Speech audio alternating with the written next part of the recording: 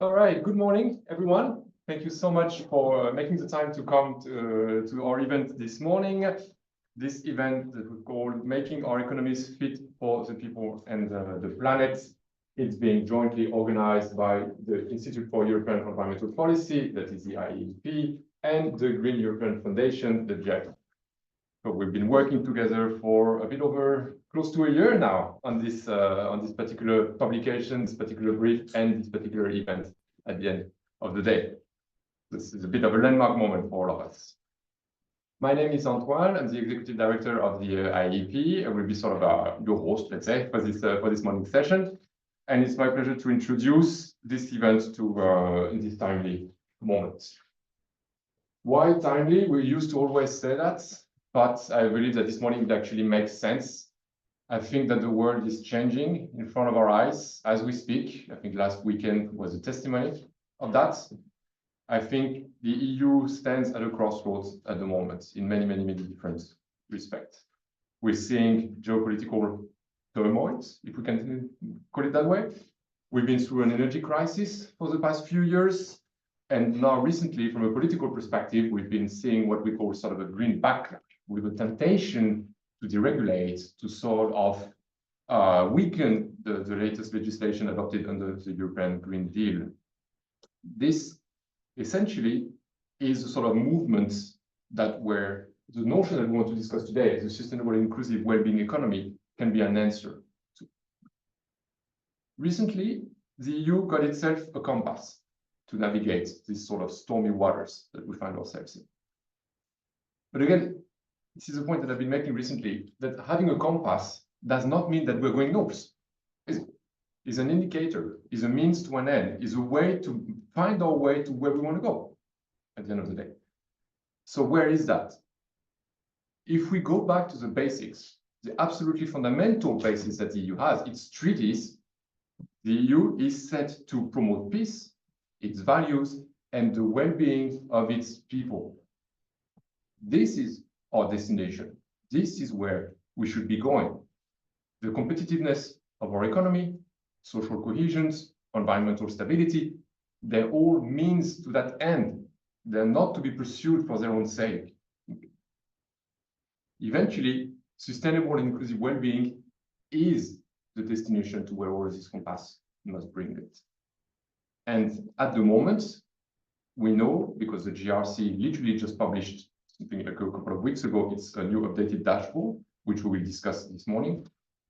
This dashboard tells us that the sustainable and inclusive well-being trend is on a decreasing trend for the last 5 years. So we have a compass, but arguably we're not going into the right direction. Our event this morning is to try and inform the debate and to try and provide some policy tools and approaches to change course and get us into the right direction. So I would like to thank all of you again for attending, both in the room and online.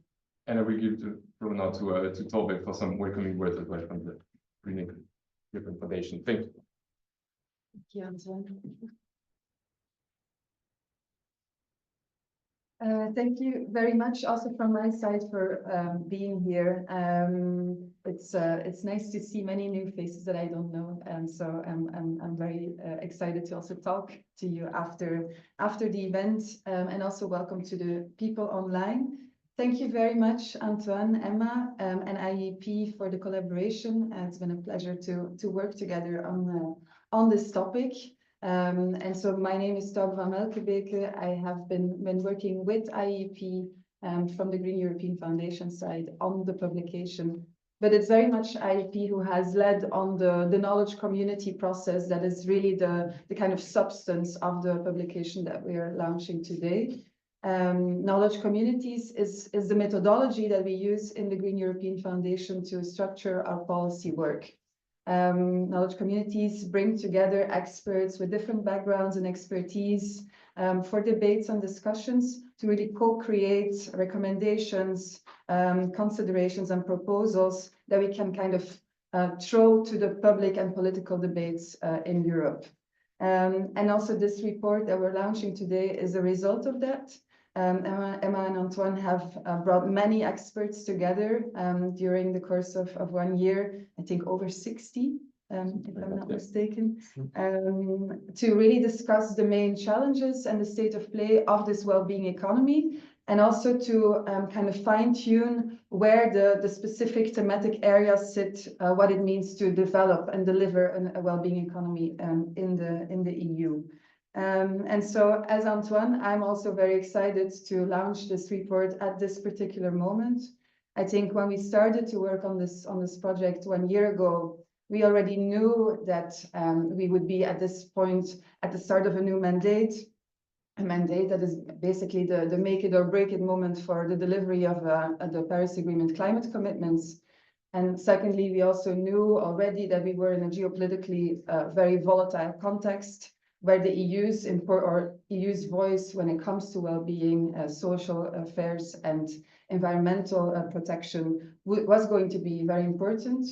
But obviously, the last months and weeks have amplified the stakes even much more on those two levers. And so today we have this report out, and I think it's extra important to really double down on what is in there, and so on the strengths and the leadership of the EU when it comes to social rights, when it comes to environmental action, and when it comes to revamping those foundational principles of peace, its values, and well-being of people. Well-being at the moment, though, in the EU political context is not really used as the North Star. We've seen it not so much central in the new Clean Industrial Deal, but even less central in the omnibus regulation and all of the debates around deregulation and simplification. But with this publication, we want to showcase that actually long-term security and long-term resilience and the quality of life can only happen by kind of correcting the misalignment that we see between means and ends of the European economy. And well-being economy is, I think, the most clear, logical, and potentially successful way of doing that. It puts people at the heart of policy making. It connects fairness, quality of life, but also planetary boundaries together. And it delivers a coherent and holistic strategy to deliver a socially just, economically competitive, and also environmentally sustainable society. There's been a lot of work done on the well-being economy, on post-growth, efficiency, and other terms that are linked to it. But with this publication, we wanted to really focus on how to find practical ways forward to developing or finding ways to introduce this agenda in European policymaking and policies. So throughout the publication, we have many different chapters that each are a thematic area where we can adopt this agenda towards. And we don't only want to talk about the narrative and the way that it could work, but we also try to already highlight some political opportunities to make that happen in the next years within the European Union. Thanks again, Antoine and Emma, and thank you all also for being here, but also thank you to the experts that have contributed to this process throughout the process of the knowledge community. Thank you, and looking forward to the discussion and the debate today as well. Thank you so much, Taube. So, without further ado, let's dive right into this particular publication. As I said, as Taube has mentioned, this has been a year-long process involving more than 60 experts joining together to create, gather, and knowledge on all of these different topics. Sustainable and inclusive well-being economy is, by definition, all-encompassing. And so now we have the opportunity to deep dive into this topic from a thematic perspective with all of these different chapters. So I would like to invite on stage Emma Bergeling, a policy officer at the policy analyst at the IEEP, and who has been leading and doing splendid work on getting this publication online. I'll just take this moment to make sure that you've seen that we have the QR code here. It's over there also in the entrance room. You can download the reports. We encourage you to do so. There is also a summary for policymakers if you don't want to or don't have the time, unfortunately, to read the 60+ pages. There's a couple of pages just for summary of where we try to encompass the main points that have been made. But Emma, please.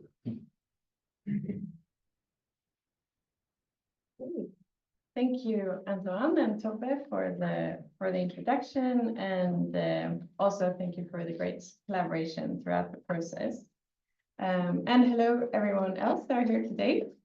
So yes, my name is Emma Bergeling, and I work as Junior Policy Analyst at IEEP, and will present the political brief. So as kind of highlighted by both previous speakers, we're really at a point in time where the worst sides of our current economy are becoming more and more obvious, with increased concentration of power and wealth, failure to mitigate climate change at speed and scale required, depletion of ecosystems, and staggering inequality. And a lot of work is about kind of trying to make things less bad in many ways. But what we believe is required in this context is credible, desirable, and actionable alternative visions for what we actually want. How do we make this actually good? And this can be found in the growing literature and movements that I know that many of you in the room are already working in and around. Economic system change to repurpose and redesign our economies in line with what the people and the planet need. So indeed, these movements and ideas for alternative economic logics and values are gaining traction, from the Wellbeing Economy Alliance to the Donut Economic Action Lab to post and degrowth, feminist and ecological economics. So in this project, we really wanted to build on this wealth of knowledge and practice coming from all corners of the world, and collectively think, how can we bring this into an EU political context? So this is obviously a kind of big undertaking, and we hope to point to potential avenues, stimulate debates, and most importantly, be part of co-creating this vision with all of you and many more, and people online as well. So the knowledge community format that Taube described is kind of suitable for this wide topic, because we really wanted to bring in a bunch of people from academia, from think tanks, from civil society and movements to discuss around these key questions. But concretely on the methodology, we started with a literature review and mapping of, what are the key topics that people, particularly in the EU sphere working on these topics, are looking at. And based on that, came up with these thematic areas around which we then organize these knowledge community meetings. And I'm going to go through these one by one. So next slide, please. Starting with the kind of core of the question of what's the goal of our economies? What are they there to do? Yeah, that brings us to the question of means and ends that has been kind of key in the introduction as well, and critically about getting priorities right, and situating the EU economy within planetary boundaries, as our economies are dependent on functioning Earth systems, and they're there to serve people, and critically not the other way around, as the economy is a subsystem to the planet. We highlight here that the European Green Deal brought significant legislative progress, and that is really key to stay the course on implementing this, but that both the scale and pace is far from sufficient in this, and this holds even more true in the current political mandate, where a narrow focus on competitiveness and increased productivity and increased GDP growth runs the risk of confusing means and ends of the economy and the goals of shared well-being within planetary boundaries. So here we kind of reiterate the words of system thinker Donella Meadows to EU policymakers, which we think is really critical to keep in mind in these uncertain times when, both navigating geopolitical uncertainty and the competitiveness agenda and planetary overshoots. to center growth of what and why and for who pays the cost, how long it lasts, what's the cost to the planet, and how much is enough. We also touch on the critical question of different forms of decoupling between GDP and environmental pressures, where only sufficient absolute decoupling is enough, not relative, not absolute, because we have planetary boundaries to relate to. And we recommend EU policymakers to adopt a holistic long-term understanding of means and ends and step up rather than go back on environmental legislation. Key opportunities for this in the coming mandate include the delegated acts of the Eco Design for Sustainable Product Regulation, the Clean Industrial Deal, and setting material resource targets in the Circular Economy Act to address EU's unsustainable consumption footprint. Yes. Mm-hmm. Next slide, please. Thank you, Susanna. And yes, the other kind of key part of a well-being economy, after having talked about the planet, is of course people. And a well-being economy is inseparable from fairness and equity in many ways.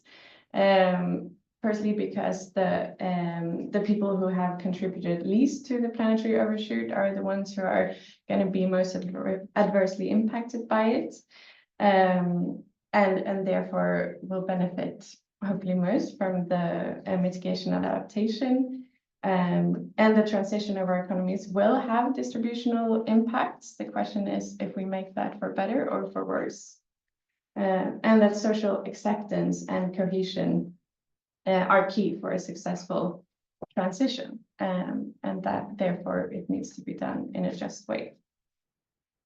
In this chapter, we highlight key gaps in the EU policy framework, and that at least 3 forms of justice needs to be more embedded in all stages of EU policymaking, from impact assessments to ex-ante assessments, to consultations and in budgeting, namely procedural, recognitional, and distributional justice, which is crucial for the legitimacy of EU policy. And we've seen worrying trends in the recent fast tracking of policy process here. Here we also bring up the Future Generations Act in Wales as a positive example to look from, where the kind of policy goals of Wales was really co-constructed by the people of Wales and really center people and planet in policy making. Next slide, please. So when we've refocused the goal, we also kind of need to update our way of measuring progress towards this goal. It's been pointed to for decades that GDP is a flawed measure of progress in many ways, notably as it fails to distinguish between good and bad economic activity. And yes, this is nothing new, even in an EU political context. I was quite surprised actually to find a communication from 2009 from the Commission on GDP and beyond, measuring progress in a changing world. So this has really been ongoing in the institutions. We have many international and global initiatives as well, most recently in the UN Pact for the Future that came out last year, and the Sustainable and Inclusive Wellbeing Indicators of the EU. So our knowledge community here highlighted some key considerations to actually make this work on alternative indicators meaningful. And that is that indicators hold power in their guiding role in policymaking, and they're underpinned by certain narratives and values. It's not just numbers. So therefore, the process of developing them is closely aligned with procedural justice. Second, that simply adding social and ecological measurements alongside GDP and economic measurements risks being not very impactful, impacting change, because relations between social, ecological, and economic indicators, and the relation between the economy as a subsystem to the planet. It needs to be reflected here. They also need to relate to external geographical and temporal context, so that we don't just measure kind of well-being in the EU, and this goes up at the expense of other geographies or future generations, which, little is won then. And they need to be operationalizable to be used to guide policymaking, and for this purpose be structurally included in relevant policy processes. So they're not just kind of measured up on once a year and then, and then that's it. So we highlight several alternative indicators in the brief. There is no shortage of alternative, really, which is great. But what is really needed now is to shift the goal and to embed these meaningful indicators for people and planet in EU policymaking. And key opportunities for this in the coming years is the update of the UN system of national accounts happening this year, and the following update of the European system of national and regional accounts happening in 2029. So this we really recommend policymakers to make meaningful. Next slide, please. Kind of related to indicators is also modeling. So models are used in all stages of EU policymaking and also hold power in informing decisions, and kind of have this perceived objectiveness about them. But just as with indicators, there are really a lot of underlying assumptions and values and worldviews that are reflected in what pathways we model and thus use as foundation for decision making.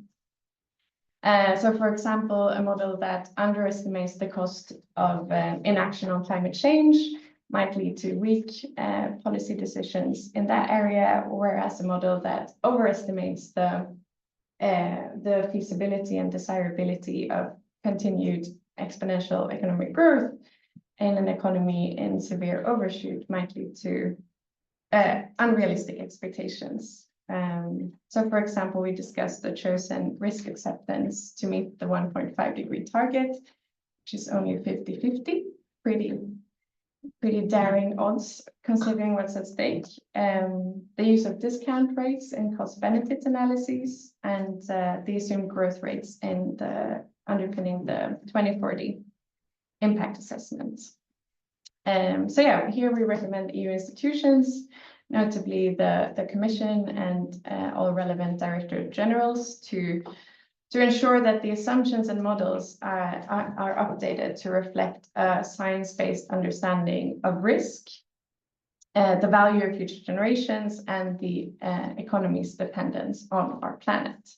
And plurality is key here, and scholars in ecological economics, for instance, highlight that there has been a lot of recent advancements in modeling to better capture these interconnections between society and economy and planet, so that we have these models that are ready to be used and brought into EU policymaking.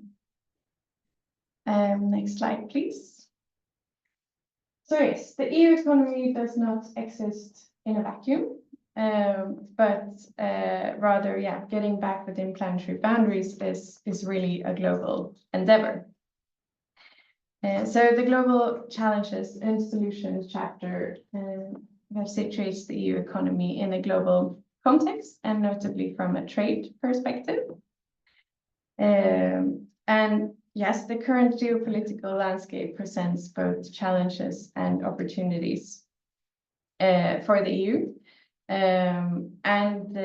We highlight that the EU must take steps to assess, recognize, and act upon its external, both social and environmental impacts, as it is well documented that the EU economy has spillover effects in third countries, often exceeding planetary boundaries. That it, especially in very turbulent times, must lead on climate on the international stage, and also strip itself from post-colonial reflexes and meaningfully engage with third countries to develop solutions beyond the traditional development paradigm.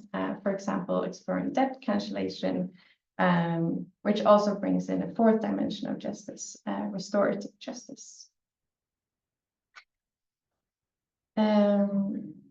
Yes, and the key political opportunity that was announced in the recently published Clean Industrial Deal is the clean trade and investment partnerships that should be launched this month, where we encourage this perspective to be central.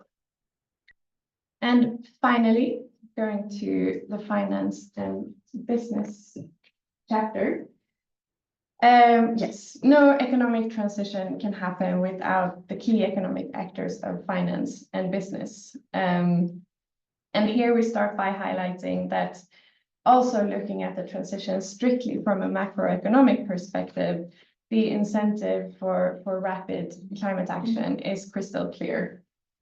I will explain this semi-confusing graph. So you have the green line here is the mitigation cost for a low emission scenario of 2 degrees warming. Whereas the purple and the red line represent the cost of climate damages for the same scenario, so 2 degree and a high emission scenario. So yes, we can see that this is a pretty clear, just without talking about goals and people and the planet, we also have a quite clear economic incentive to do this. But yes, large monetary flows are still going in the wrong direction, and there is a need to kind of upgrade the deep design of how finance and business function. And there's a lot of interesting work here from the economics, for example, in ecological economics, really looking at kind of what are the systemic features of the way that finance and business functions today in terms of purpose, tools, notions of value, models, and networks. And the key point here is that like tinkering a bit on the surface is not really enough, but rather that the deep design of business and finance needs to be upgraded to really work towards these goals. And EU policymakers can support this shift, notably in the post-2027 MFF, multi-annual financial framework, the successor of the Recovery and Resilience Facility, conditionalities in public procurement, tax on extreme wealth and fossil fuel profits, and creating enabling conditions for mainstreaming new business models that are more aligned with this purpose. Next slide, please. Yes, that was all of the chapters. But at the heart of this discussion is really a simple idea and key point that the economy is a social construct, which is the good news, that we don't have to accept it for what it is. We made it up, we can change it. Yeah, we can rethink it and redesign it to meet the goals of shared prosperity within planetary boundaries. But for this, we really need brave and visionary leadership, especially in these turbulent times, to co-create a different vision and alternative, and not accept the kind of dominant narrative.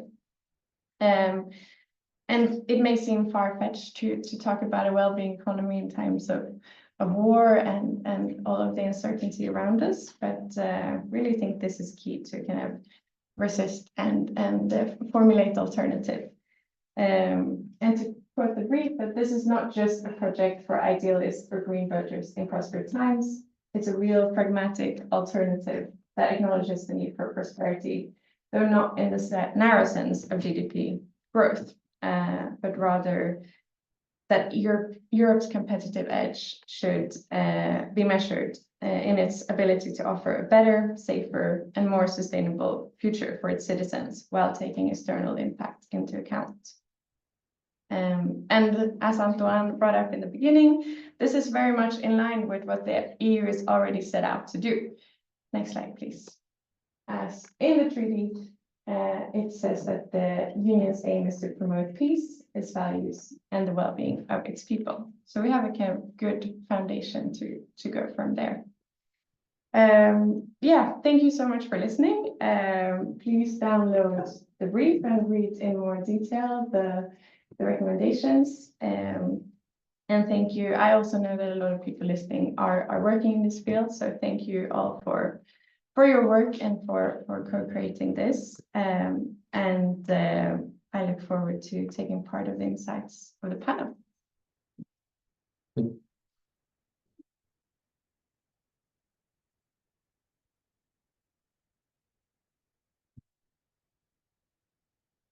All right, thank you so much, Emma, for outlining the main aspects of the brief that has just been published yesterday evening, in which you can find the QR code that's around.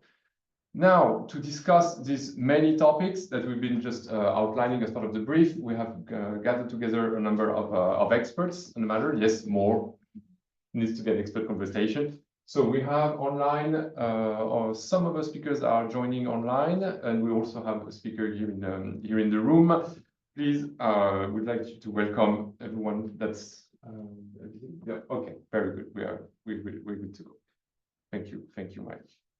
So joining us today, we have Professor Enrico Giovannini, who is a professor at the Università degli Studi di Roma for Vergata, who is a very well-known authoritative figure on the history of GDP, how it was chosen, how it came to be, how it is now the dominant narrative of our economic prosperity. So very much looking forward, and thank you so much, Professor, for agreeing to join us this morning. We are also joined with Giovannini Jones, who is the Government and Policy Lead at Donut Economic Action Lab, and whom I would like to give special thanks for her engagement throughout this process. She's been a very, very meaningful part of our knowledge community meeting. She's been a vocal, proactive voice into directing us toward the potential answers to all of the questions that we have. So thank you so much, Giovannini, once again, for everything you've done. With us in the room, we have Bergeling, who is an advisor for the Greens and EFA group at the European Parliament, who's here, I hope, to give us a broad idea of the political mood around the notion of well-being economy, the sort of dynamics that are playing out in the EU institutions at the moment, when we're talking about policy tools, approaches, recommendations for EU policymakers to foster a sustainable and inclusive well-being economy at the EU level. It's somewhat important to have these institutions somewhere in the room. So thank you so much, Studi, for being with us today. We have Anna Boskovic, who's a policy officer at the Joint Research Center of the European Commission, who's been very much a support in this knowledge community as well, and who's been part of the work of the GRCs that I've mentioned already, with recent publications for a dashboard, when we were talking about indicators, when we were talking about measuring what matters, measuring sustainable and inclusive well-being indicators. The GRC has been working a lot on the matter, and with very recent and relevant publications. So thank you so much, Anna, to being there with us and to help us discuss these latest findings. And last but certainly not least, we have Nadia Woodhouse, who's the head of EY New Economic Unit, Climate Change and Sustainability Services, because as Emma has mentioned, the involvement of private sector businesses, this part of the economy is a decisive actor to make sure that eventually the money flow, the investment flow, go from what it can be arguably to some extent unsustainable at the moment toward more sustainable practices. So thank you so much, Nadia, for agreeing to join us to discuss these notions and what the private sector can do. So without further ado, Studi, if you'd like to join us, and we will get yourself into a setting of the conversation.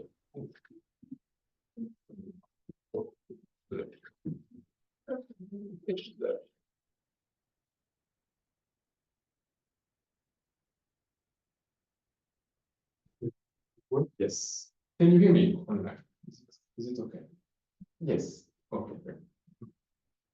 So again, thank you so much for joining. We now have a bit over an hour, I think, for this conversation. Very much looking forward.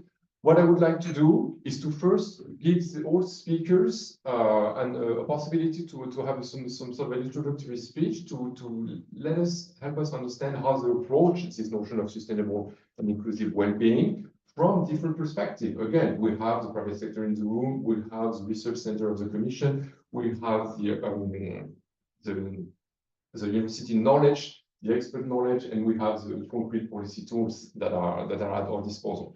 So I would like to give each speaker something like 5 to 7 minutes to introduce their own perspective on the matter. And then I would like to have a more interactive conversation where I sure would like to ask questions to them, but I'm sure you would like to, perhaps online as well, would like to ask questions to the speaker. So please don't hesitate. This is meant to be a two-way conversation so that eventually we navigate the waters that we're navigating at the moment. So if you don't mind, I would like to go with the order that we have set in the agenda. So with that, further ado, I would like to turn to you, Professor Enrico Giovannini, as a first speaker to walk us through the history of the points. Thank you very much. I hope that you can hear me well. Yes, we can. Okay, great. Thank you for inviting me to this seminar, and I welcome really very much the paper and the report, the work that you are doing, and I'm sure that Anna will describe what we have done at the Joint Research Center of the European Commission to measure sustainable and inclusive well-being within a project that I really appreciated very much. I think is the most advanced work done in Europe, but also elsewhere. So I will not enter into the technical details, but I will try to describe the particular moment in which we are and why I'm so upset for the 5 years that we lost in the European Union on this issue. Yesterday, the Secretary to Commerce of the government of the United States announced that they will change the rules of the system of national accounts by which all countries calculate GDP, taking away from GDP the contribution of the public administration. Why? Because with the plan of cutting the number of public employees, and you know what Elon Musk is doing and is planning to do to reduce in a drastic way the amount of workers and the activities of the American federal government, this would clearly affect negatively the GDP. And so they announced already that they will take this out of GDP, because otherwise their economic performance would be affected by their policies. And what he said, making an example, is the following. If you want to buy a tank, okay, this is part of GDP. But if you have 10 people thinking and spending their time on how to buy and which tank has to be bought, that is a useless time. Therefore, already now should be taken out of GDP. In the new public administration's policy, as they prepared very carefully what's going on, they see statistics as a way that must be designed as a function of what they want to achieve, and not something that would describe in an independent, scientifically based way what is happening. And you know that a lot of statistics has already been taken away concerning climate change and environmental phenomena and so on from official websites of federal governments. We have not done in Europe what we could have done over the last 5 years to change the system of national accounts in a moment, an historical moment, where it could have been possible to push the United States, China, and others to move ahead on beyond GDP. We didn't do it. Why? Because this was seen as a technical issue, as not as a political issue. And so we have now reports like the Draghi's competitiveness report that show that Europe is bad in several respects, and it's true. But we also have seen Martin Wolf, a famous editor of the Financial Times, writing an article on FT saying, of course, in several respects, Europe is worse than the United States in innovation and new technologies and so on, but on the other hand, is much better than the United States. Therefore, we shouldn't be biased in assessing the overall results of Europe vis-à-vis the United States or other parts of the world. Politicians have slept on these issues for years, and now it's too late. This is exactly the type of urgency that we preached over the last 5 years, and we were not listened, like in many other cases. Now Europe on defense is trying to make a leap in order to comply with the new dramatic international situation. But I really believe that we lost an opportunity over the last 5 years. As you know, the Pact of the Future, agreed by UN in September 2024, highlights the need to go beyond GDP. A group of experts had to be formed, is still not being formed.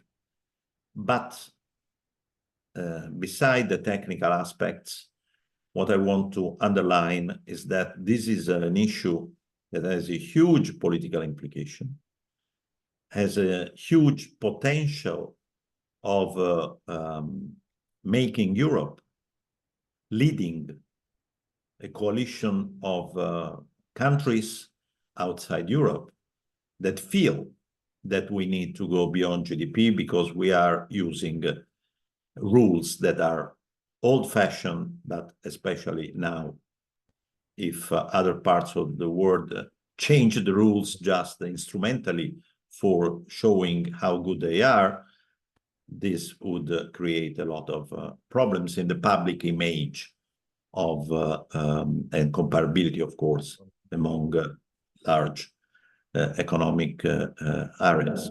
Let me conclude with a point, which is, again, is not technical.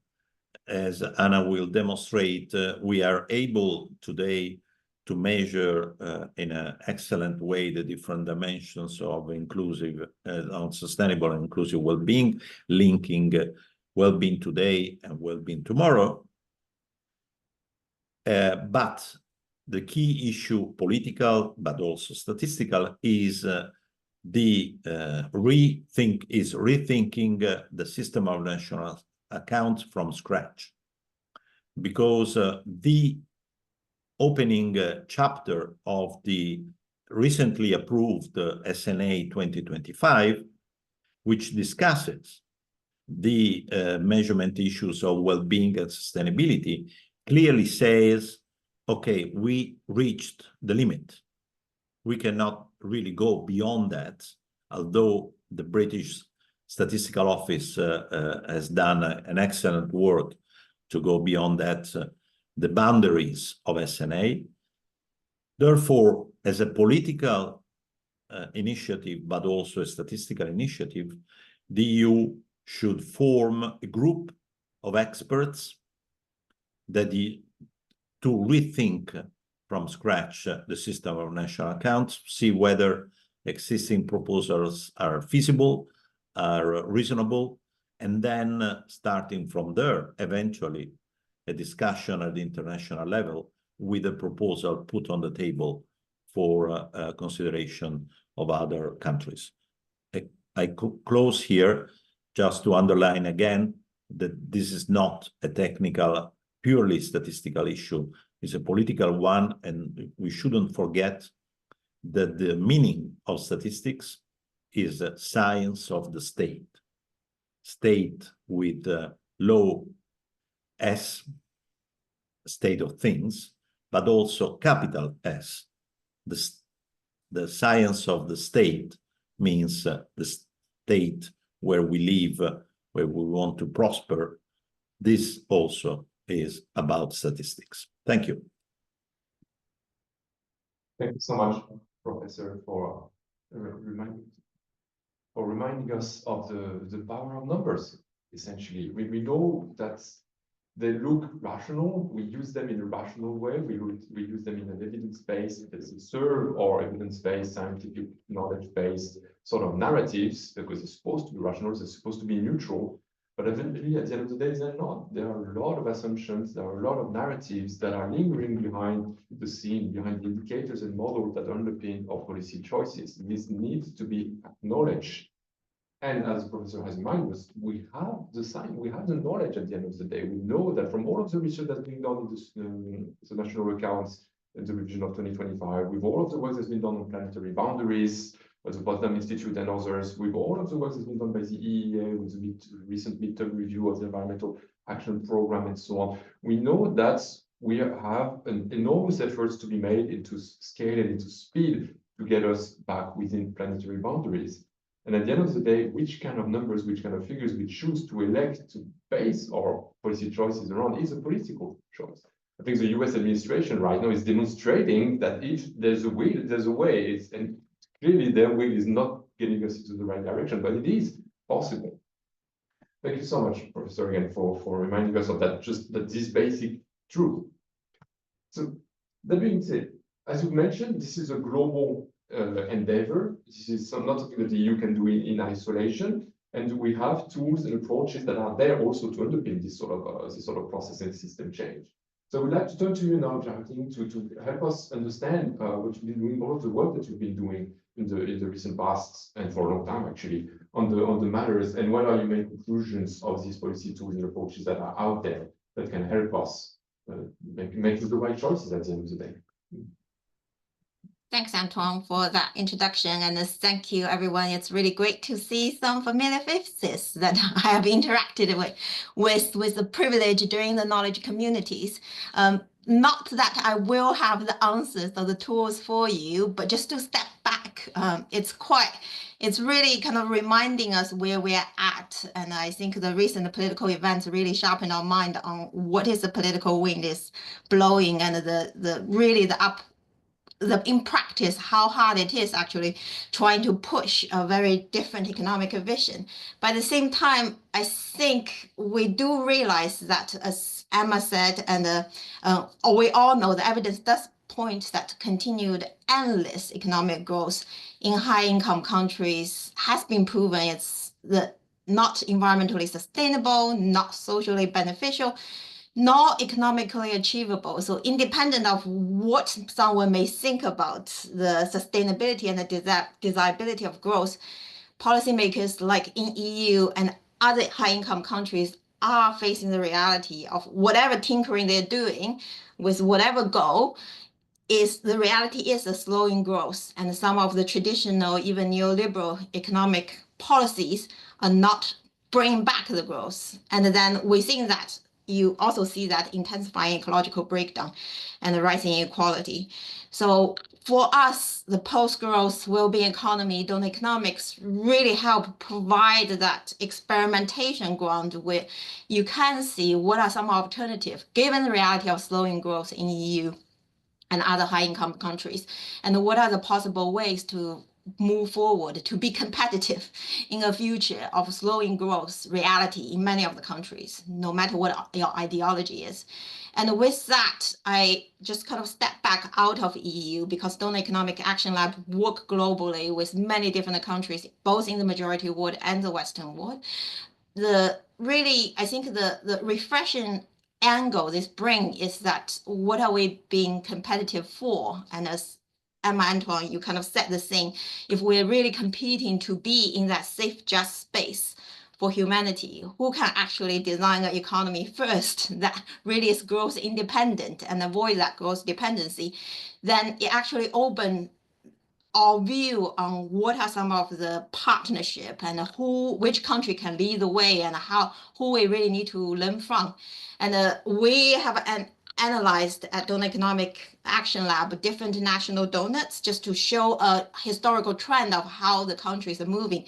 And with the donut as a lens, or well-being economy as a lens, you actually can see that no country currently is living in that safe and just space for humanity. And the so-called advanced economy and the developed countries actually probably performing worse than some of the middle-income countries, low-income countries, where with a third of GDP, they can already deliver better health outcomes, better environmental outcomes. And how do we then, so the picture completely changed on where can we bring lessons, where are some of the policy measures that we can really look beyond just statistics, but also statistics important, but what are some of the actual policies a country can enact to make their economy better for the people and the planet. So that I think opens much different perspective of a 21st century economic and global economic order that really celebrate that diversity, have a different conversation between what we learn from, where we draw lessons from. And with the recent political turmoil and a kind of a completely reshuffle of global order and who your allies is, there is maybe a possibility and an opportunity here for us to think about how we can then push some radical collaboration globally to think about what worldview and what type of approach we can look at. And with that spirit, I just want to plug the Wellbeing Economy Policy Design course that DEAL and the Wellbeing Economy Alliance and the Zoe Institute has put together, really with that lens of looking, if we use wellbeing economy as a lens to judge what policies are good or bad, and what policies are moving us towards the right direction, what are some of the lessons we can draw globally. And in a way, you can see a lot of experimentation is actually happening in Europe, which is the competitiveness of Europe. And although sometimes it's really depressing looking at the international level, there's many communities, cities, regions in action and pushing forward a different discourse of how things can be done. And we can learn a lot from that. So we are, as you know, have the WIGO government coalition. They also have different hubs in EU trying to push forward some of the community grassroots activities. Similar at DEAL, we have 50+ city government municipalities already doing a different economic design and policy in their places, 60+ local networks doing that, 500+ businesses trying to do deep design and put business as a force for good.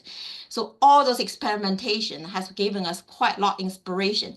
And I think if we look deeper under the layer, how do we then collect that different islands of influence, different islands of experimentation, and waiting for that political movement or using that experimentation to build that wider grassroots movement for that different vision.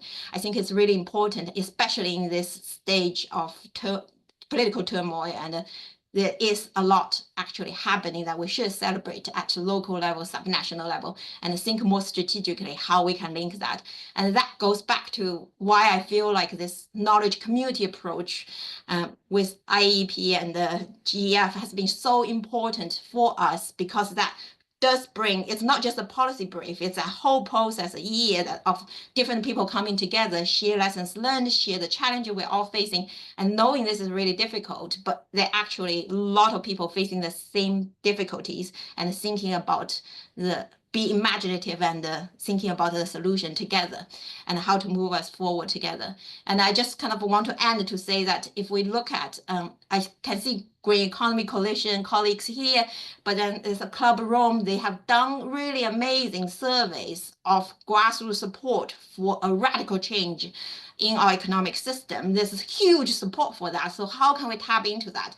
Currently, I think the right wing or the other radical part is pushing their radical vision, tapping into the civil society demand for radical change, but how can we or the other political parties also actually push for that radical change rather than continue to tinker on the edge, which then will lose the wider political support. So that's also another kind of, maybe at EU level, that would be really interesting to see how that coalition can be built and the further demand for radical support, rather than seeing this current moment as to say that the Green New Deal is, we done too much. Actually, we probably done too little to make it a just transition. How can we push that vision further and connect to the grassroots demand for radical change? So that's it. And hand back to you, Antoine. Thank you so much, Justin, for again reminding us of all the wonderful initiatives that are out there. I mean, but I need to stop for a moment with something that you said at the beginning. Something that I think must be a wake-up call. You said, I think, if I understood correctly, that no country that you've surveyed, that you've reviewed, currently lives within planetary boundaries. I mean, if no country lives within planetary boundaries, that needs to tell us something. This is something is happening here. And this is a bit terrifying to consider, but still, that means it's a reality which we live in. And yes, there are many crises at the moment happening, and we also know that crisis can be moments of opportunity, can be moments where change is not scary, as scary as it can be sometimes. So this also provides us with some moments, some capacity for change. And eventually, I think you've also reminded us one of the fundamental truths that we also need to bring back into the debate all the time. And this has been confirmed very, very recently, again, with a survey that's been published this week by the EES, the European Environmental Agency, that at the end of the day, citizens overwhelmingly support ambitious climate and environmental action. Citizens get it, they understand that we're facing a world, that we're facing drastic change into our way of life. They understand that ambitious environmental and climate action is an answer, is a way to secure their own future, to secure their own well-being. And so we can talk about green backlash at the EU level of EU policy legislation, deregulation, and so on. But at the end of the day, the citizens are not necessarily aligned with that sort of reality. And this must be reminded. Eventually, if we are to engage in that change, we need to be able to monitor, we need to be able to understand what's happening. And for that, we need to be able to measure what matters. And I think arguably the GRC, with Anna represented here today, has come up with the most extensive ways, the most exhaustive way of measuring what eventually is the sort of change that we're discussing today. So perhaps, Anna, you could just walk us through a bit the work that the wonderful work the GRC, and of course with Professor Enrico Giovannini, have worked very recently, and how it helps us navigate changes. Thank you very much for the floor and for inviting me here today. I'm happy to share some of the details of our work at the GRC on the sustainable and inclusive well-being metrics. And thank you also for highlighting them already, both in the brief and today. So this work officially kicked off with the Strategic Foresight Report of 2023 that called for developing of beyond GDP metrics and balancing of social, environmental, and economic aspects of well-being, which led to the creation of this formal inter-service group within the Commission, where we gathered the policy DGs or the actors of the whole Commission around the table and brainstormed together what it is all that matters for this framework, what is the most comprehensive overview of the well-being in Europe that we can imagine. Therefore, we first created and formulated this theoretical framework that, as I say, tried to be as comprehensive as possible. We have 6 main dimensions of this framework, which ranges from well-being today to societal resources for well-being in the future, resilience, which means the ability to cope with transitions and shocks that we see in last years, increasingly important, of course, nature, that encompasses both endowments of nature to current well-being, but also the resilience aspects or the planetary boundary aspects. institutions that are an important part of delivering well-being to people, also attested by the latest Nobel Prize work that shows the importance of institution in prosperity, and inclusiveness, which looks both at inequalities within EU dimension, but also points to the international spillover dimension, which comes up as important. I think you also mentioned it in the brief. In our discussions, it has been always recognized that we need to look at how our policies also affect the rest of the world, because we don't live in an isolated bubble. Therefore, those are the 6 main components. And based on this framework, we then translated into the indicator dashboard.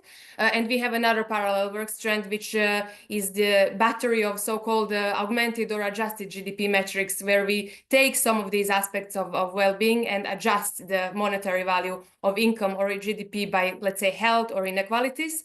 But I will focus on the dashboard here because I think it's a little bit more in focus now with the recent report and the discussion overall today. So basically, as I said, it was this collaborative process. So we try to really be all inclusive of everything that we have heard from our partner DGs that matters for their policy making and for monitoring of their policies and their targets. Therefore, we have come up with this comprehensive dashboard of 140 indicators, which is supposed to be this comprehensive universe of indicators across all of these different policy areas that are encompassed. Now, recognizing that this is a little bit extensive for quick understanding of the situation and communication, we have also worked towards synthesizing that into a smaller dashboard, which landed into 50 indicators, still not 10 or 20, but it proved extremely hard to go to a smaller dashboard, given the transversality of this topic and everything that we need to consider. And then we go a step further to simplify the communication again of these findings based on these indicators. And we, by these 6 dimensions that I mentioned, synthesize the groups of indicators into these synthetic indices for well-being today, for resources, for resilience, for nature, and so on. And then based on these 50 indicators and the synthetic indices, we perform the analysis that you can find in our latest report published this January. You can find it on the JRC repository. And also, if you look up our Beyond GDP at European Commission website, you should now be directed to our webpage that kind of summarizes this whole work very briefly, but it points you to very different directions in terms of publications and policy context that we have collected for the public. Back to the report. So I will not take too much time to go into much details. I invite you to read it, but some of the important findings I can single out, as you also, Antoine, mentioned. So there was this upward trend in SIWB, as we abbreviated, with the flattening during the COVID crisis. And this is somewhat expected. In the current well-being, this is mirrored in the mostly economic indicators such as employment and needs. And then while the current well-being bounces back in 2022, where our time series, unfortunately, for now cuts off because of the lag in availability of data.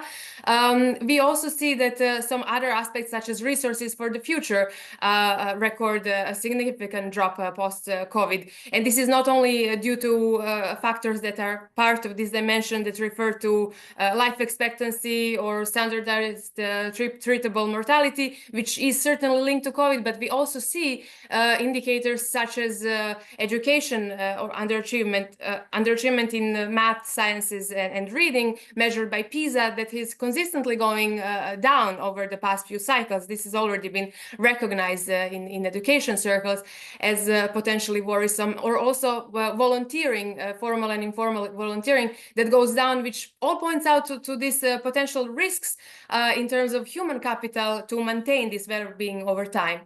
And then I will briefly conclude and maybe leave some points for later on, saying that by having these different dimensions, but also this intertemporal dimension, we address several of the aspects that are brought forward today, such as intergenerational fairness, such as distributional justice, balancing of the economy and planetary boundaries. And we believe that having such a comprehensive, holistic overview is of paramount importance in balancing different priorities, also when it comes to competitiveness, which is in focus today, in really delivering what we think of as well-being of European citizens as the ultimate goal of the Union, as you already nicely pointed out.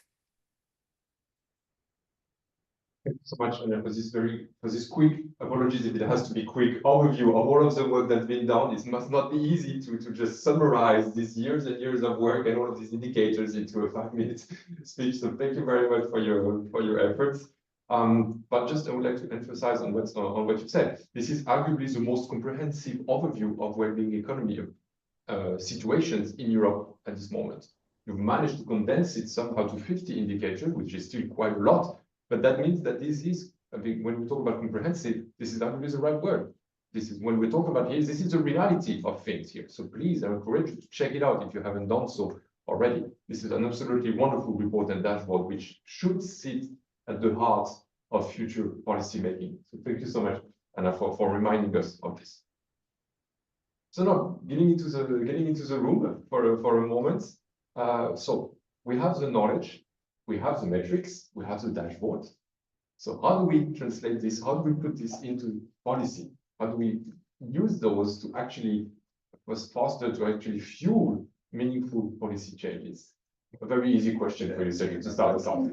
That's right. So thanks for the invitation and thanks for being invited to contribute. It's great. First of all, congratulations for the policy brief. I think it's great. It's been a great learning opportunity for me. I liked in particular the 3 dimensions of social justice. I think it's a very useful angle.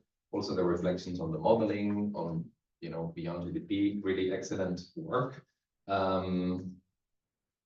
Indeed, I mean, I agree with Professor Giovannini that we've missed an opportunity in the last 5 years where there was a better political environment to put in place the kind of policy changes that should have happened. I think obviously the EU took some steps in the right direction during the last 5 years. Some of them continue, some of them are being challenged, as we know, right? The Omnibus is a clear one, and the Green Deal, the heritage of the Green Deal is being challenged. So this is a problematic situation. At international level, obviously, the impact on the US is, of course, is a shock, I would say, in many ways to the post-war multilateral system. And in a way, it's very bad. And obviously, we are in the risk of following a bit of a downward spiral of copying some of the recipes that we see across the Atlantic.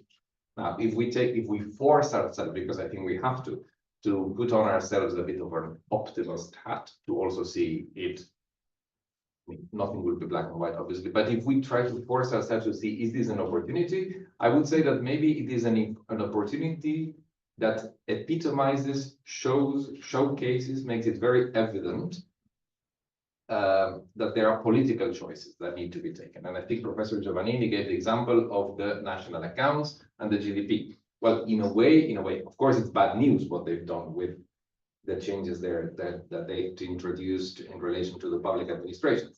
But in a way, it shows that actually GDP indicators is a political choice, right? So in a way, I'm thinking about drill, baby, drill policies. I think it's so extreme in a way that I think it also epitomizes that it is a political choice. When I'm thinking about withdrawing from the Paris Agreement and almost kind of being on denial, borderline on climate change and so on, this is also something I think that European citizens see as almost it doesn't make a lot of sense, kind of. So my optimist hat that I try to put on as much as possible is to say, well, maybe because we are in a shock moment, maybe the fact that the Trump administration is putting forward these extreme measures, it actually helps us to define what is the EU approach to addressing challenges and contributing to the well-being of its people. It's in the treaty, so it's there. So, so our model in achieving that, maybe it is the political opportunity to do so. Until now, the divide has been on sustainability, well-being issues has been between kind of the right and the center left and green, right? This has been the political divide. Now, I'm thinking, and because when you look at member states, governments, and when you look at the European Parliament, the center right and right occupy the majority of both governments and the European Parliament. So that is bad news. Now, if we were able to show, point in between, there is a pro-EU majority, however, in the European Parliament and in member states. If we manage to show that it is actually in the long-term interest of the EU to actually continue with the sustainability agenda, continue with our path to addressing global challenges in clear opposition to what Trump is doing, we could maybe gain more traction, is the optimism, in the midterm towards a more ambitious EU action in these areas. But that, of course, is not going to be easy. And there is a lot of political work that needs to happen at member state level, so that there is sufficient political support to get there. But I don't find it, let's say, impossible. Let's say that we can develop some sort of an EU pride. And when I say EU, it's not only EU, it will include Europe and maybe other countries, including Canada and many others that want to be seen as doing the opposite of what the US is doing, and then working together among these allies. So I see a little bit that this is possible. Now, will this happen right away? No, certainly not, because we are in a shock situation, and we are still kind of, the problem is that we are trying at EU level, we are trying to minimize the damage still of what is being done to European Green Deal. So the political energy now, and logically, is of course minimizing the damage of what has been achieved. But that of course prevents us from maybe being more proactive and thinking more about the future, right? So again, they're keeping us busy with the deregulation agenda, while actually we should be thinking about much more forward-looking strategies of the EU to promote a well-being economy. You know, in the European Parliament, and I will conclude with that, it's the institution I know best. Obviously, there's been a movement towards beyond growth, and you may know that there were two major conferences on beyond growth that were organized in the last term, led by the great co-president Philippe Lamberts. One of them was kind of a year ago or a year and a half ago. It was a resounding success, and a multi-party, multi-political group effort as well.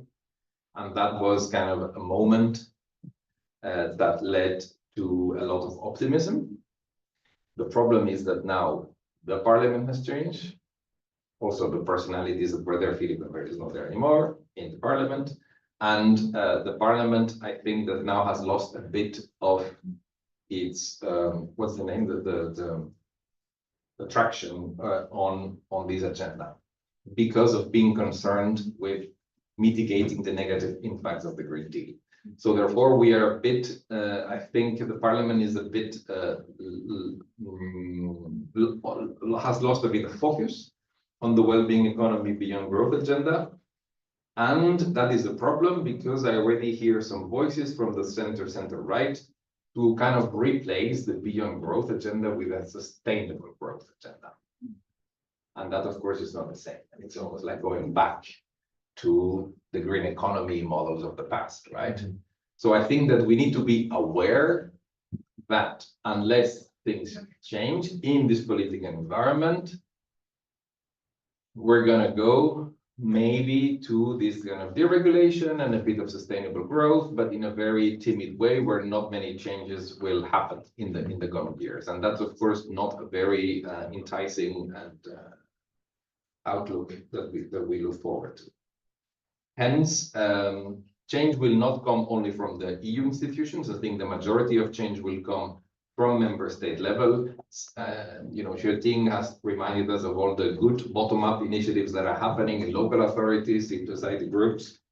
I think, therefore, there is a role for the GEF as well, I think, as and other partners in think tanks, in academia, in actually building consensus that well-being economics makes sense.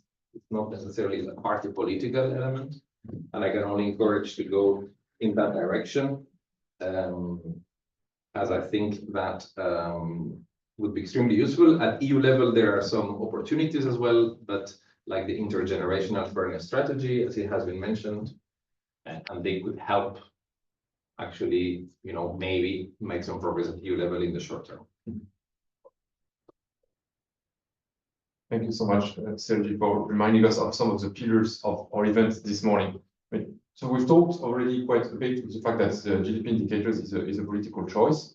A useful reminder, perhaps, on the fact that the Commission's own foresight reports of last year mentions that if we were to incorporate health issues, for instance, health considerations into the way we measure GDP, then by 2040, we would have a higher GDP and we would be more competitive, especially compared to our partners / rivals / other blocks like the US, India, and so on. There is literally incorporating well-being economy considerations into the way we measure GDP would make us more competitive.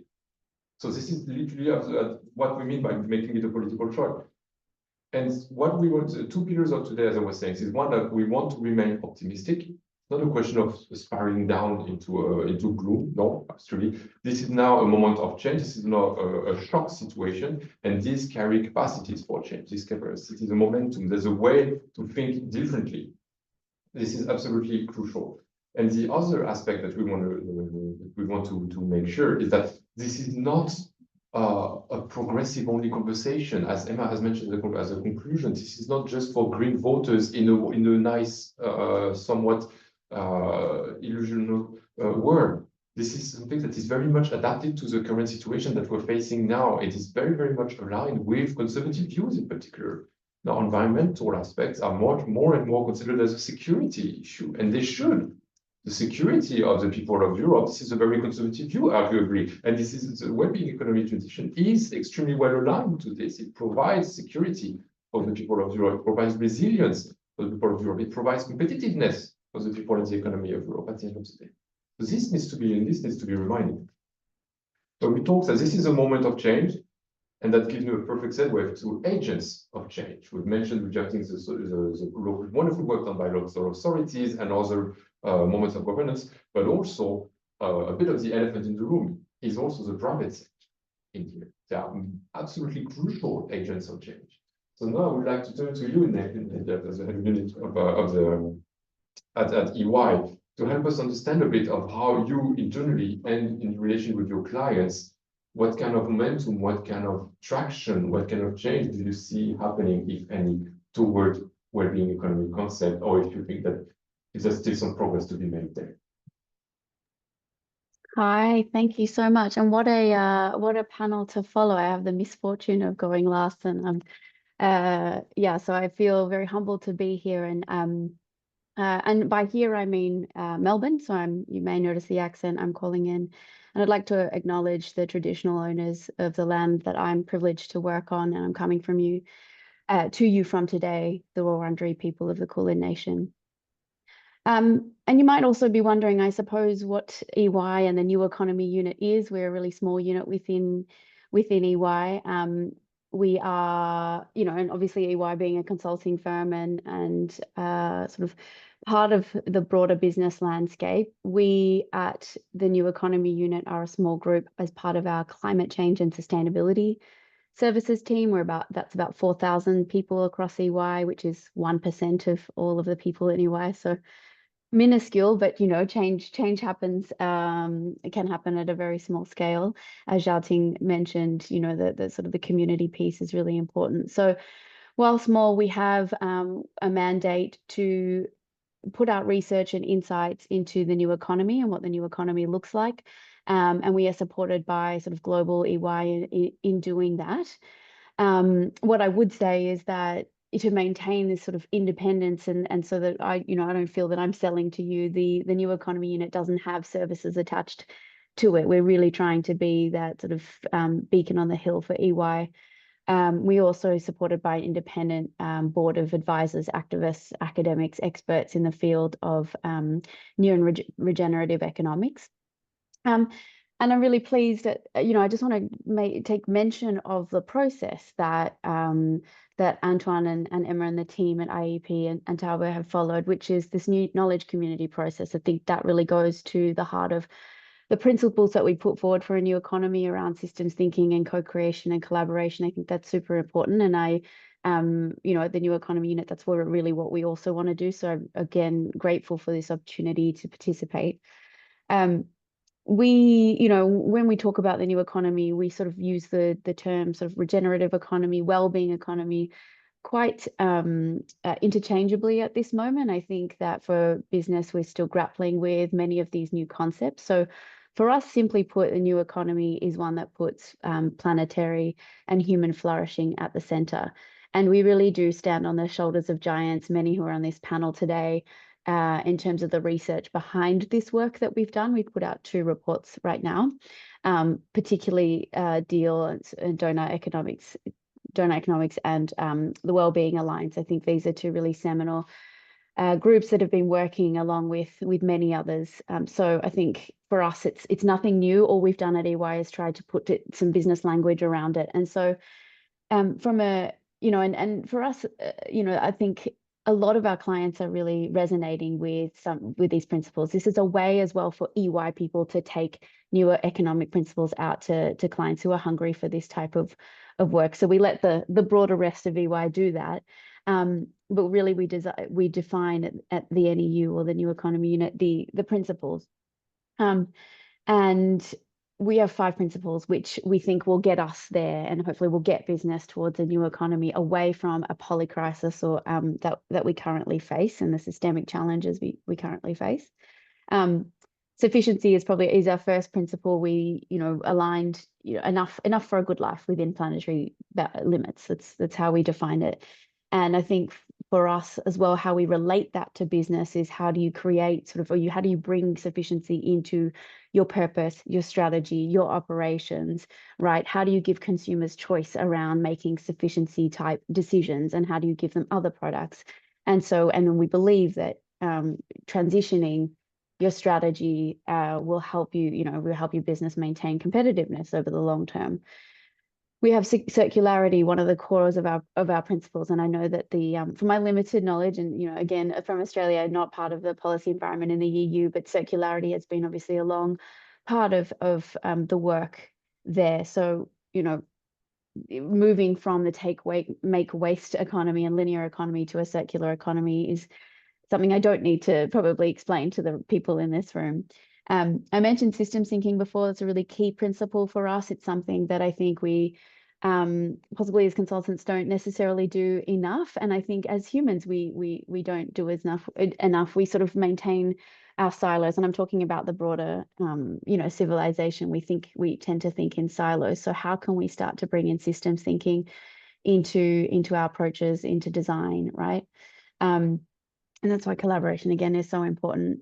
We talked a lot about metrics and redefining value. And as an accounting firm, we like to talk about that a lot. I think we need to go beyond, suffice to say, definitely need to go beyond GDP and thinking about the amazing work that the JRC is doing. When I think about our clients as well, one of the examples that comes to mind is context-based sustainability reporting. Like how much water are you using based on your watershed? Those types of really clear contextual measures that I think that we can be quite clear with our clients to try and help them to understand, not reporting for a reporting sake, but reporting in a contextual perspective. And then equity and justice, which I love as part of the report, is central to the IEEP policy brief. And again, that's around Indigenous and First Nations considerations. It's around mainstreaming the global commons and thinking about intergenerational justice. It's about thinking about new ways of governance and new ways of doing business, looking at steward ownership, for example. I think there's really interesting kind of principles that we can embed into different types of organizations. So that's just an overview of kind of where we're going. I think just to end on Emma's point, right? And there's so many points in here that I feel I could go through, but to end on Emma's point at the start around sort of the tinkering and around the edges, I think, Xiaoting, you said this as well. It's not going to work. We need a deep redesign of business. And so in our second report, we profile some of these wonderful businesses doing, you know, embedding these principles, but they are like on the small scale, right? Like they're not the huge like captains of industry.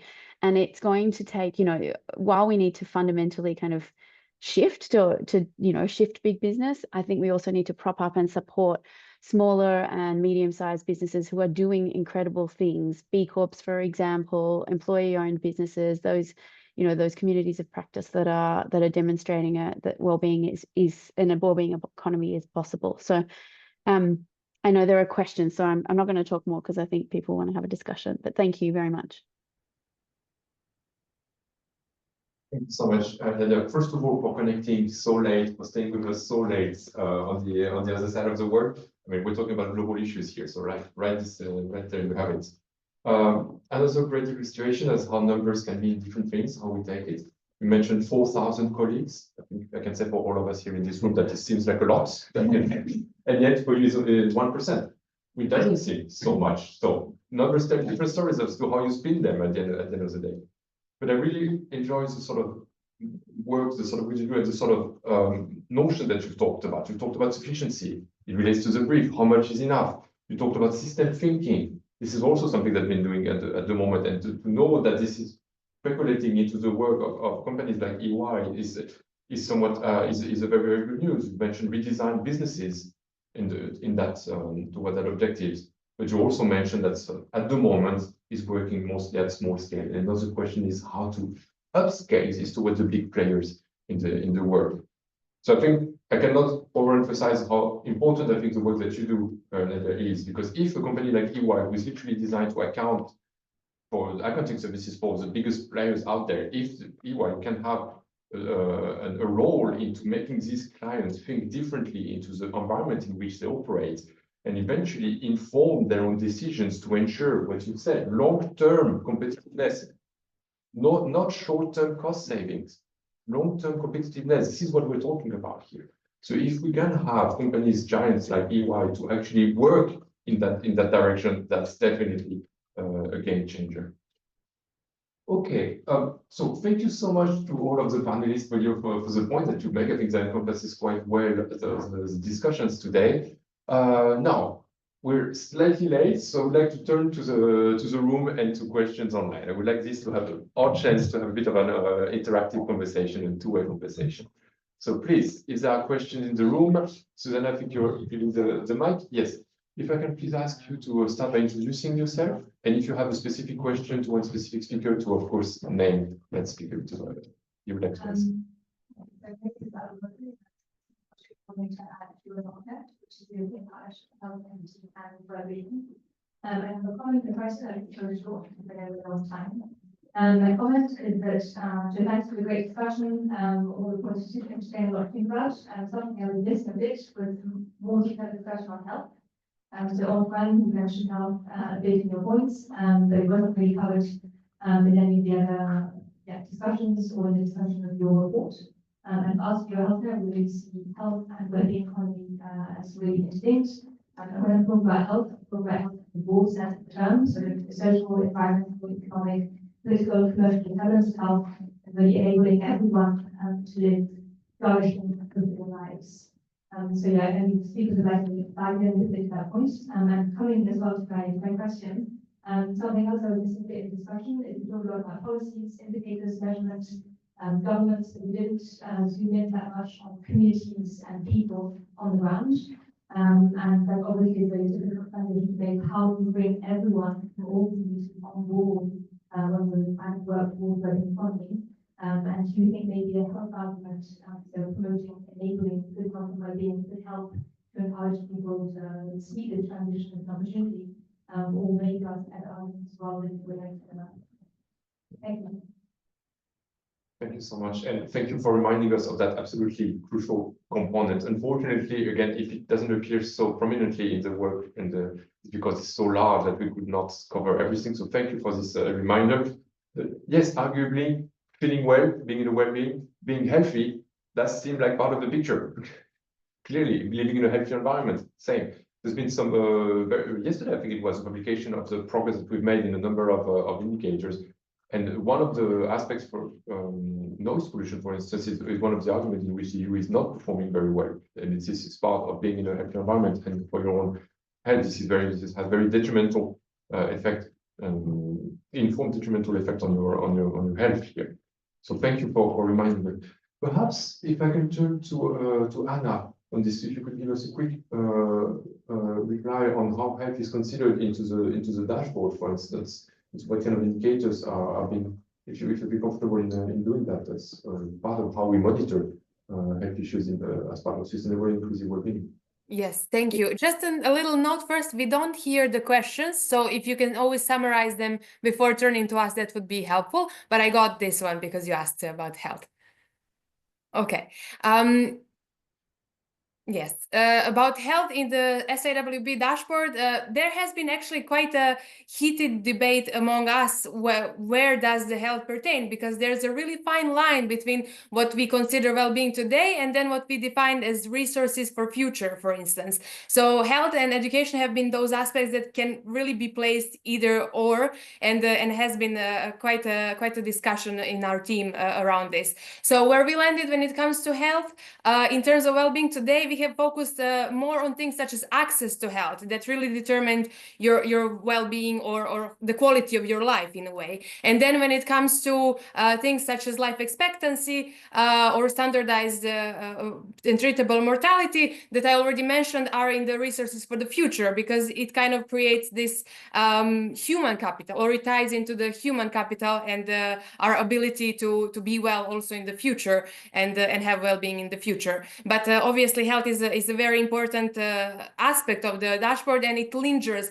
because there's no really like clear cut in between dimensions. We have done our best to like distinguish and make sense out of it, but several of these very important aspects of well-being linger through the dimensions and can be found, for instance, also in resilience. It could be something like antibiotic resistance. Okay, it's not there, it's in the resilience dashboard, it came to my mind, but just to make a point, it is present everywhere because it's such an important part of well-being. Thank you so much. Yeah, I would like to answer also the question, because I think it's a very important one. On the second part of your question on grassroots and public participation, and I think in the chapter on justice and on equity and fairness, we do talk a lot about recognitional and procedural justice, and I think that's where we really try to emphasize indeed the importance of not just handling the well-being economy agenda top down, but also bottom up.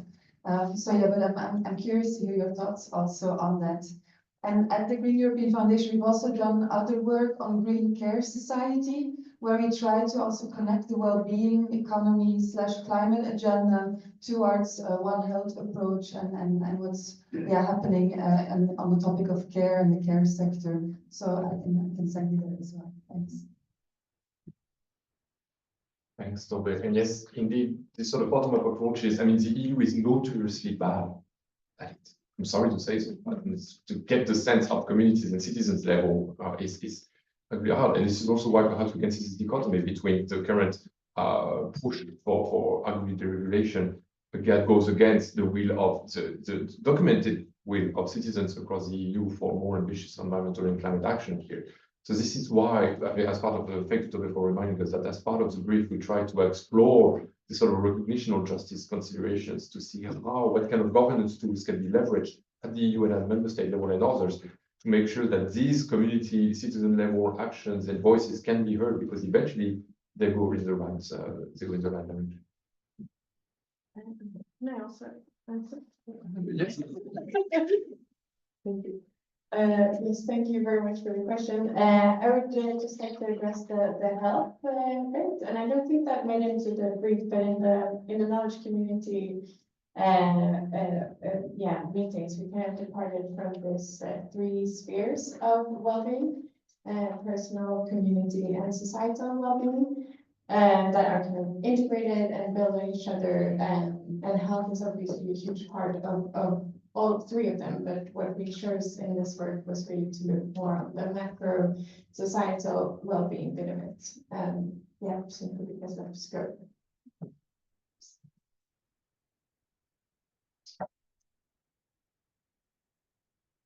Professor Enrico, please. Yes, thank you. It's related to what I at least try to hear from the speaker now. One element that maybe you don't know is that just what we discussed before, that the military expenditures has been included in GDP only in 2008. Because in the old systems, they were not considered investments. I'm talking about investments in military equipments that are used for, let's say, in the medium long term. This is just to show that if we didn't change the system of national accounts, the sanctions on the Russian Federation would have been able to show a drop in GDP, while as Russia is spending a lot of money in military expenditures, the impact of GDP of sanctions seems more limited. Now that Europe will enhance its expenditures on military equipment, this will have a positive impact on GDP. And I'm just saying that we had a huge discussion in 2008 just to reinforce the idea that this has an impact on the way in which we read phenomena. The point I would like to make is that beside the methodological discussions, what we really need at this stage, in this particular conjuncture, is a sort of paper on the process that Europe should follow in the new geopolitical context to push this idea forward. Very concrete, similar to what has been written by Heritage Foundation with the 2025 program that has been followed by the Trump administration, because a lot of people in the Commission and elsewhere don't think, as I said, that this is a political issue. So I think that we need to write a policy paper, not just underlining the importance of going beyond GDP, of measuring well-being, sustainability, and so on, but how the Commission and the Council and the Parliament should behave from now on to take this topic to the higher on the agenda. Thank you. Thank you very much, Professor. And yes, this is important to remind why we talk a lot about the SNAs, the national accounts, etc. Because you've mentioned 2008. This is the latest revision before this year. So last time it happened, we decided to essentially incorporate defense spending into the way we account for GDP. And now we have this new revision coming in. So that seems like a moment that should be used and leveraged for meaningful change, and to change the way that we measure what we consider economic success. Yes, please. Two questions.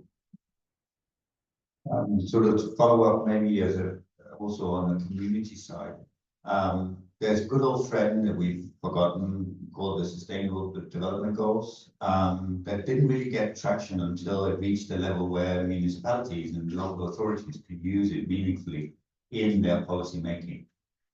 Is that sort of also then a pathway for the wellbeing economy, trying to figure out how can we make the wellbeing economy, the metrics, the system, so on, meaningful for someone looking at local change? So instead of thinking of how can we change the anthill, how can we make the ants move differently? And of course, not entirely different. That would mean also something where you have communities working together instead. I guess the question is, would that, for any of you, be a meaningful way forward to push well-being economy? Thank you. That's the interaction between well-being economy concepts, measures, and the SDGs is one that's been largely discussed. One aspect that's one of the critics of well-being economy consideration, that contrary to the SDGs, they talk about very personal, almost individual level. Well-being is something that is extraordinarily personal, which for good reason, because it allows to involve more citizens and community level considerations, because they talk about it personally. Whereas the SDGs are much more overarching, sort of society level, sort of progress. So this has been a critique of well-being as a more sort of individualistic somehow movement, you know, at the expense of perhaps more collective dynamics. But yet we understand that these are ways to account for what happens at your personal level is very meaningful. But this is one of the points that I want to make. But more on this. So if you understand your question, where you were reading how SDGs, how well-being economy concept can be measured, can be leveraged to interact and to get us toward the SDGs achievement, or is it already misunderstood? No, just as a parallel. Someone looking at a regional or municipal level that really loves the well-being economy, how can we make him or her use the system of well-being economy to change local economy? Okay, thank you. So just to repeat for the speakers, I think perhaps I will come to you, I think, as a question, like how an actor that wants to enact change at the local level, as an authorities, regional authorities, as a city level, etc., how can that person use, which tools can be used for him or her to actually embark on these changes toward a well-being economy? What tools are out there for the local authorities and local actors to enact change? Is that to me? Sorry, it's a bit. If you don't mind, Susan, where you've been talking about. Sorry, it's a bit blurry, the sound now, but like I think I got it. So the really interesting thing is that city and the municipalities, they also have very different context, what they can do, and within the budget and the wider macroeconomic environment can differ. So there's no right way to start and the right way to dig into it, but you can definitely make a difference. So I'll post probably in the chat, and hopefully Antoine can share. We have worked with 50+ local authorities looking at how they can get started wherever they are. And there's a different pathways they get started from practice. I'll share it in the chat and you can look at that. For further inspiration, the Wellbeing Policy Design course is also trying to give you a glimpse of us in a local authority, us in working with a subnational government. What are some of the ways to get started, depending on kind of your condition and what you're working on and the specific local context? I think the very important thing is that those examples from our donor economic action lab is sparkling national conversation change. So we can see far more national political parties, national governments inviting us to share those city examples and those kind of coalition of cities learning from each other. That is also driving a wider shift globally in thinking about, okay, so if the cities from Amsterdam all the way to Mexico to Malaysia, they can all do this, then for sure in our context, we can do that. So there is this really good influence of setting an example and trying and really showing practically, as Emma ended the presentation, it's not just ideology. This is actually happening in practice. There's real challenges in local context, but there's also real opportunities. And how do we kind of, again, build that wider movement to move forward? So I probably say start from the cities like get started link, but also have a look at the Wellbeing Economy Policy Design course, which may help give you some inspirations how to get started. Thank you so much, Giovannini. And this is really part of the sort of positive mindset that we want to keep when looking at this concept. This has been a very hard moment for the brief, We wanted to make some case studies. We wanted to highlight some potential illustrative examples of what essentially local actors, cities, authorities, and so on might be doing. And we had way too many potential initiatives to cover. So we had to make choices. So we're talking about waves, for instance, as one. But yes, there are lots of changes and a lot of initiatives happening. But please, so maybe we can take the two questions at the same time. Hi, it's more comment was going to be expanded on. So a question from the Climate Keep. Climate Keep is knowledge innovation communities.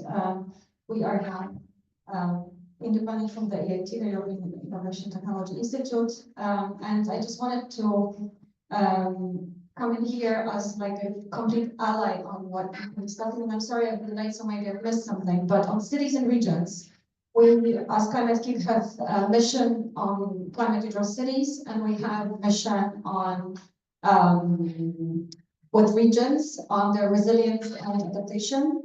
And indeed, there are many examples. And how actors on the local and regional level can do something? Well, I think in today's climate and narratives, there isn't any other way but to really show you can only be competitive if you're resilient and if you take sustainability principles into account.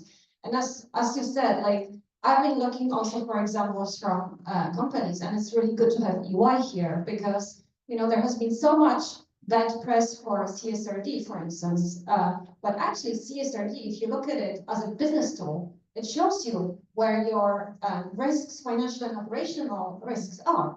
So I think like we have all the elements, it's just the narrative, we have to switch the narratives, and it was mentioned. So on the security and defense, security is not just bullets, and I'm Polish and I'm all for bullets, but security is also water and food. This is not in the narrative.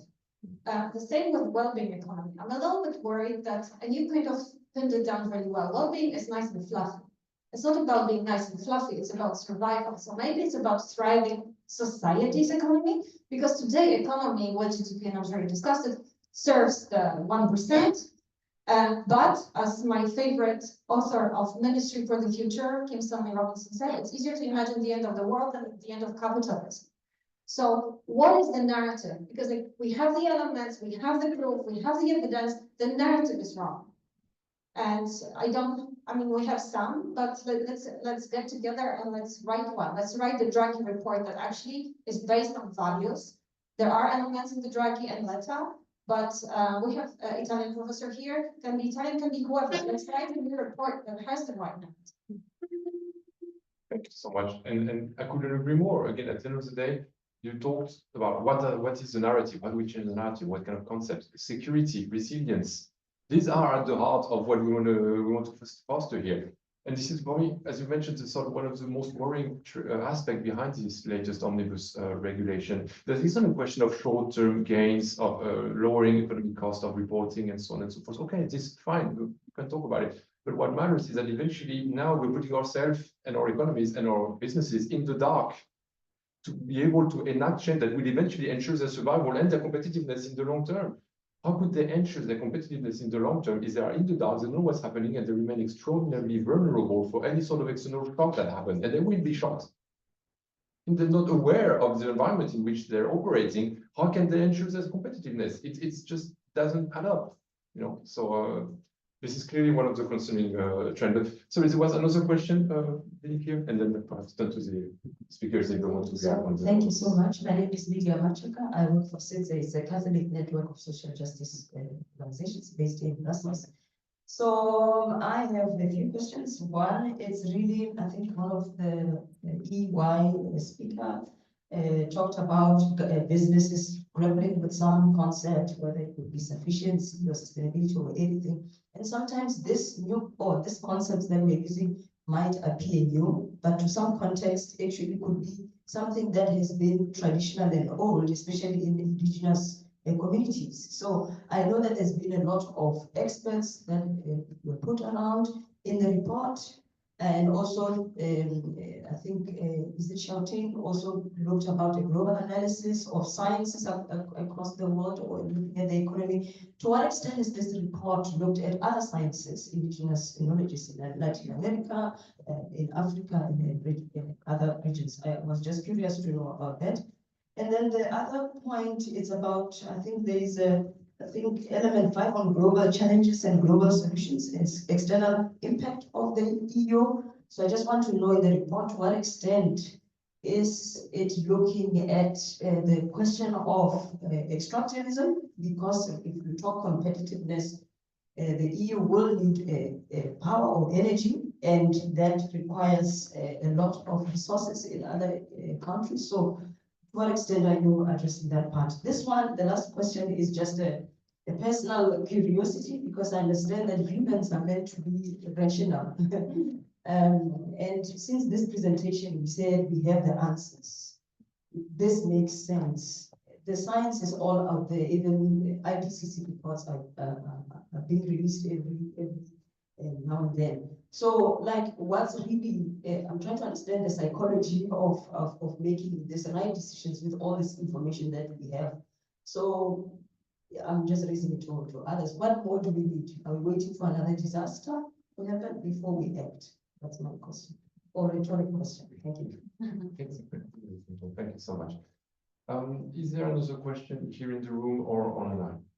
Because I'm afraid we're running quite late, so I would like to give each speakers a moment for them to reflect on the conversations that have been happening and hopefully answer these last comments and questions that have been made in the room, if that's okay with everyone. And just to let you know, speakers, I would like to go in the reverse order of the introduction. That's okay. So we'll be starting with you, Nadia, and then back to Sergi and so on. Any other question in the room? There is a chance, perhaps online. There is a question online. A question from Filippo Caro. Do you think that proposing and financing political parties in each EU member states that explicitly advocate to go beyond GDP would help to build consensus towards sustainable and inclusive well-being framework for policymaking? Back to the political parties as agents of change. Yeah, it's still part of the picture, absolutely. Okay. So thank you so much. So as I said, I would like to go back to each speaker to give you a couple of minutes to reflect on what has been said and what you take out of this conversation, and if possible to address some of the questions and the points that have been made. Can I start with you, then? Yes, you sure can. Although I'm not sure I've kept in my brain I think 4 questions that were just asked. But I think yeah, thank you for the discussion. I will reflect actually on one question around from a business perspective around sort of the conversations that we're having at around well-being and the transition to a new and a just economy. Like I don't think we have the answers yet, even though, as Professor Giovannini pointed out earlier, the time is up or has passed. And the question at the New Economy Unit that we keep asking ourselves, or the kind of the hypothesis that we are putting forward, is that actually there needs to be a sort of a deep redesign of the system of capitalism. And that is not the question that everybody at EY is asking, for sure. There's a question that we are asking. And I think because of the symptoms of a sick system, right? We have all the barriers that we have, and I mean this because, or I say this because we have great leaders, right, of business and of some political parties that are hamstrung by the social norms and the structural barriers that exist in our society now. So one of them, for example, is the social norm of shareholder primacy. I think that goes deep to the roots of the expectation versus the sort of the reality, or what we can do.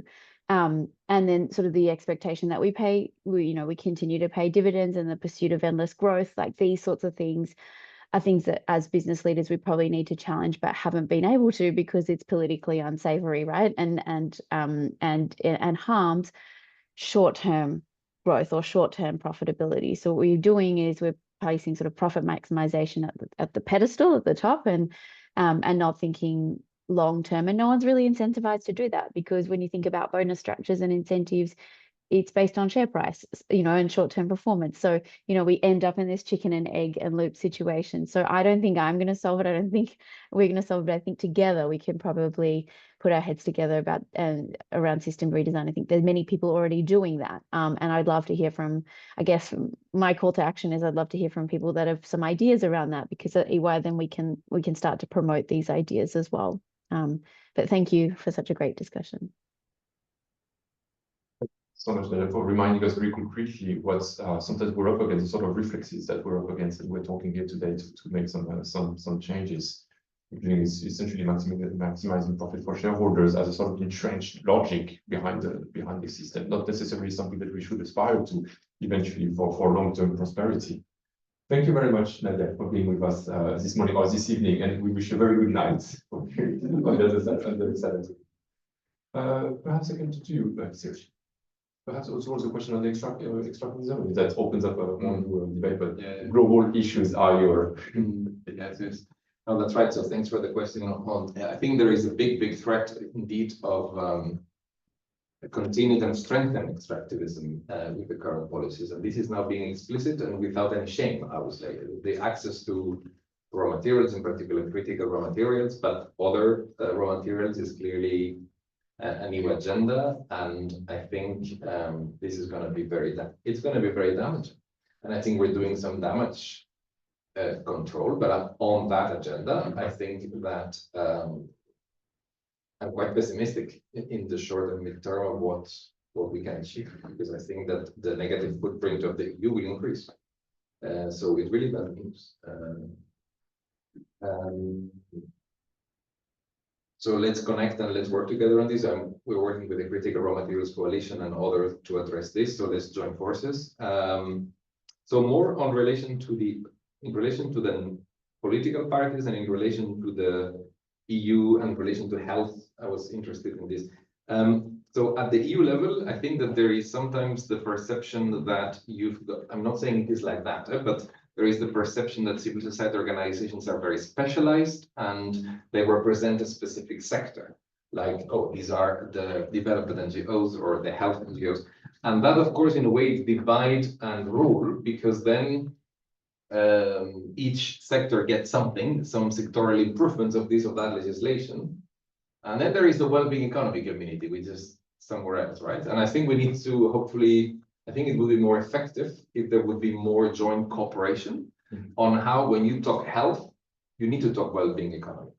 And when you talk well-being economy, how you can argue it also in relation to health. Health and other societal objectives, but as you mentioned it, because I think this is indeed what can help us to achieve the more political change, right? Because what we need is that the center actually buys this agenda. And I do not know, will they all like the framework of well-being economy? Will they? I don't know, but certainly they will all pretend to actually support health, right? And other societal objectives. And I think also to respond to the question on the politics, I think that we need to politicize this issue, but not only at EU level, but mainly, I would say, start at national level. I mean, how can we make sure that politicians that are defending the deregulation agenda in Brussels are embarrassed by their own civil society organizations in their countries that say, but how come that you're saying that you're supporting health and then you're supporting this deregulation agenda? So in order to do that, I think that we maybe need to think, and that's why Jeff and other organizations can have a key role in maybe building the capacities of advocates of civil societies to actually talk about economics without fear, because it is a very scary domain, right? And I think that, but the fact that it's scary or that some people pretend that it's very technical, it's actually what prevents actually a proper discussion on economics. So my plea is that from the bottom up, let's give capacities to everybody. Let's all gain capacity so that we feel more confident in actually challenging the current schools of thought in economics, and then connect movements so that everybody can connect the dots and not only kind of advocate for their own little thing. And I think that if we do it that way, it can maybe contribute to also changing the political groups position of the center, the EPP, Renew, and so on, that we need them to have a more constructive approach in relation to well-being economy and so on. That will require some time. Obviously, a report like what Mr. Giovannini has mentioned would help. I think it's good to have something that is kind of the alternative to Draghi report, for example, or taking a step further. But of course, it's not the only thing. I think so. My point is that in order to create change at EU level, it's super important that from the national level, politicians come here with a clear expectation from their stakeholders that they need to change the economics agenda of the EU in the right direction towards well-being economy. Thank you, Sergi. And just to say that no, you have the report. It's a brief. You published yesterday. That's right. Correct. In all seriousness, of course, much more needs to be done. This is all but a small piece of the puzzle that we all need to get together to put together. Thank you, Sergi. Anna, I turn to you to offer your final considerations. Yes. Thank you for this wonderful discussion. It was very useful to hear, points of view of very different aspects of society here around the table, and I really appreciated all the insights. From my side, I would just like to conclude by saying that I believe that in these communities, when we gather around this topic, we really seem to speak the same language. There's a lot of ideas around there. There's a lot of solutions out there. Now there's also metrics like the ones I've talked about. The only question remains is how to scale this up, how to ensure this political will to pick it up. And my predecessor addressed it better than me in terms of politics of it. But I would say that we may need to realize that we're all on the same side, citing again the Treaty of the European Union. And I believe that a lot of what European Union is already doing, most recently being the anti-poverty strategy or the housing strategy on top of existing green and social policies, all serves this into the same direction, that we need to really understand that we speak the same language, and that it's not just a progressive agenda, but something that needs to be even further strengthened and put forward. And one way I see in doing it is to really come up with practical, implementable solutions, because otherwise it's very easy for policymakers to maintain the status quo if they don't see the way to transition into this new system that is only taking shape in our vision, I feel, at this moment, but slowly coming together. And for instance, on our end, we are now developing these policy use cases for our metrics. So we want to elaborate small case studies to show how this can be used in different mechanisms of the policy making. Some of them you refer to in the brief. Again, it was a pleasure to see that we think along similar lines and converge in many ways. So by putting forward some implementable and practical ways this can be put forward, I think it could help to ensure momentum going forward. Thank you so much, Anna. And yes, a word that I would like to retain is implementable, concrete. Topic that is not just a utopia that we're talking here. We're talking about a very concrete change with potential case studies as to how to enact them at different levels of governance. So thank you for that. I think turning to you, for some concluding words.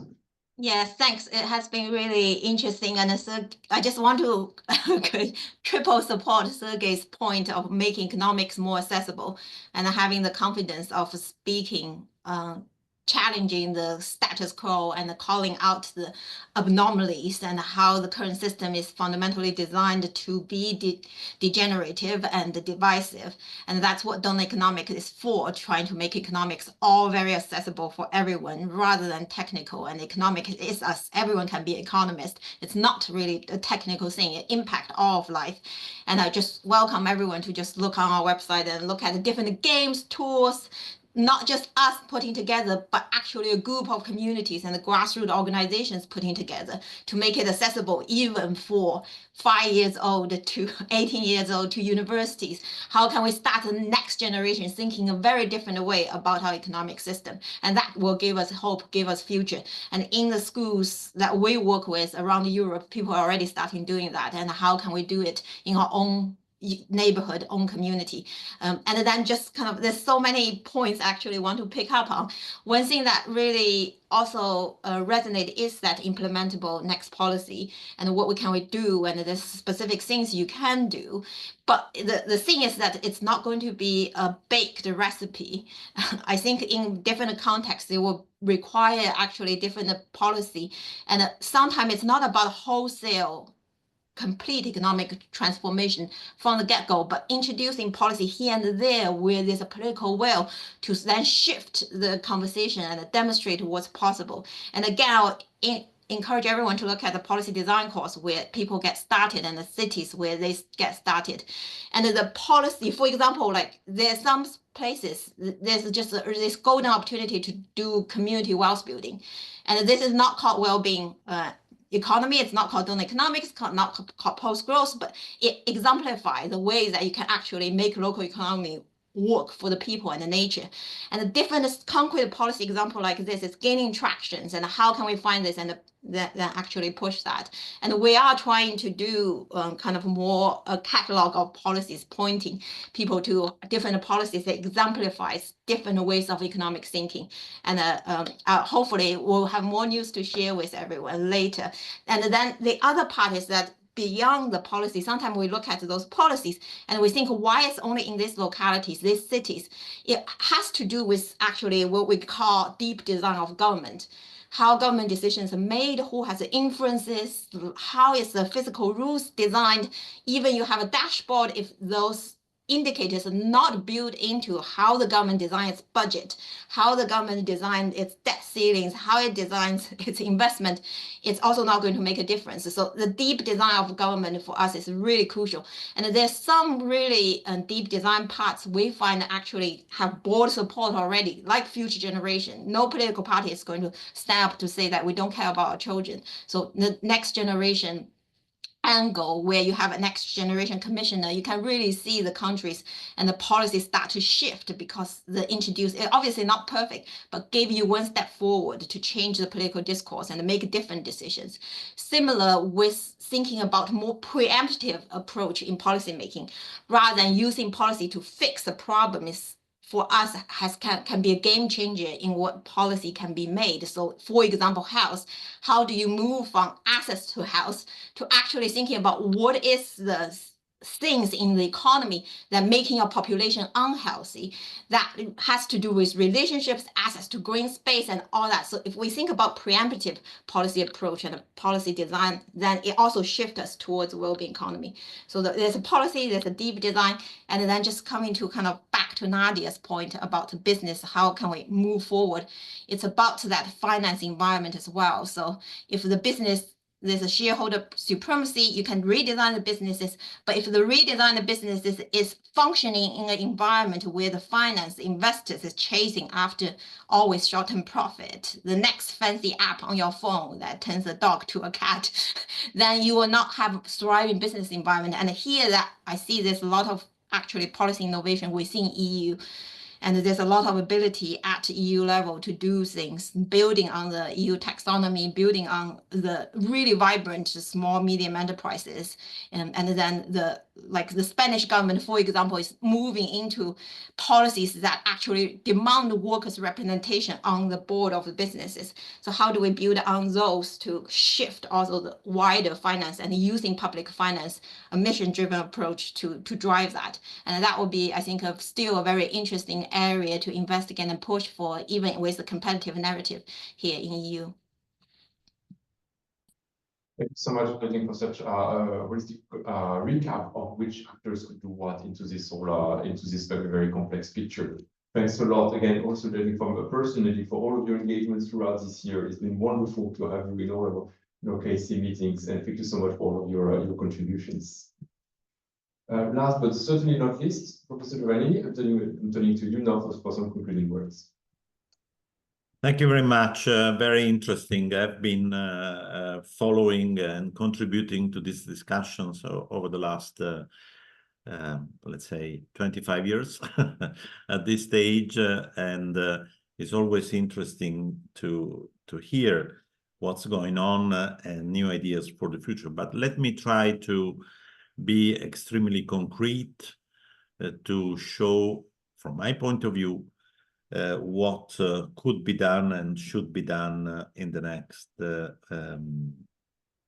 next few months, if you wish, given the urgency of the new international situation. First,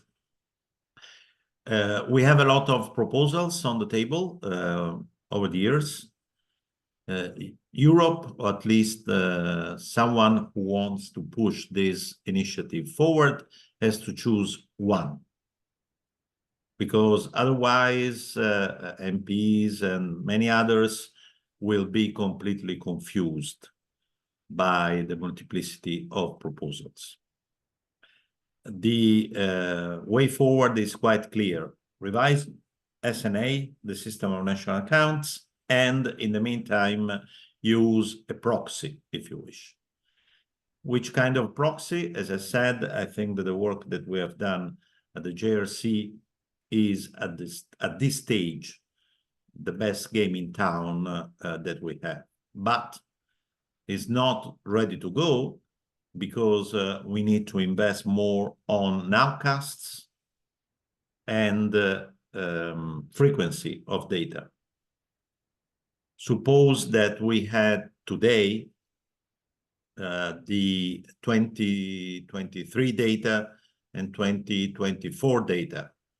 That, of course, would be a great result because we could compete directly with the press releases that the national statistical offices are issuing these days on the GDP deficit debt about 2024. We are not yet there. We need to continue this research work, at least for a few months. Second point, supposing that this is the game that is chosen, that is in the production phase, who is going to produce these figures?